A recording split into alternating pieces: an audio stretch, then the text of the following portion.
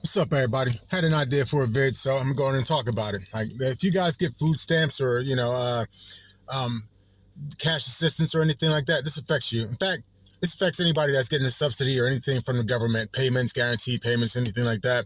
So, you hear exporting deflation. China's exporting deflation. This is what it looks like, right? So, you or a pickup truck manufacturer over in China, government says I'm going to cover the cost of 90% of what it costs for you to make that pickup truck. You say, all right, so now you can get your pickup truck off for say $10,000, right?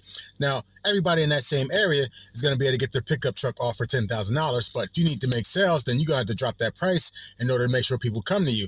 And now everybody in that area is dropping their prices because, they got to keep up with the price dropping, which is deflation, right? So what you do is you're like, I'm not going to compete with these guys. I'm going to send this over to, let's say, India or United States. I'm going to send this truck over to the United States, and I can sell it for 15,000 because their guys got to sell their trucks for 30,000. So I'm going to undercut them, take over the whole area on some gangster stuff. You know what I mean?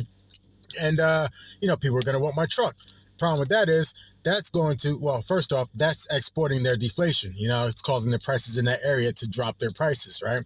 So the people in the area to drop their prices. So now, that's undercutting everybody in that area. Now, if you're an American and you're working a job or whatever, and you just lost your job because your factory couldn't compete with the prices dropping, that means that I'm one less taxpayer, which my taxes get taken from my check in order to go help and fund subsidies and fund food stamp benefit programs and blah blah blah.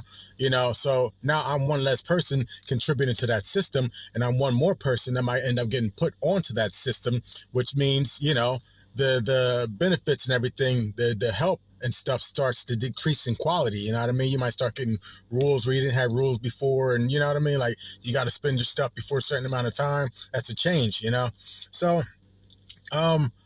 that's when you'll hear I'm going to put 100% tariff on China for sending their pickup trucks over here.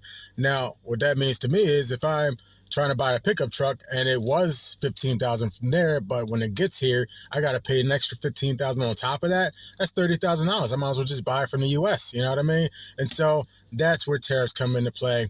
Now, if you're a business and you're an American business owner and your business model was getting cheap stuff over from China and then getting it over here and then selling it, flea markets or whatever, now that tariff is just your cost is skyrocketed. That's probably going to put you out of business. You know what I mean? So you see, it's not just black and white, cut and dry. Somebody's getting put out of business somewhere.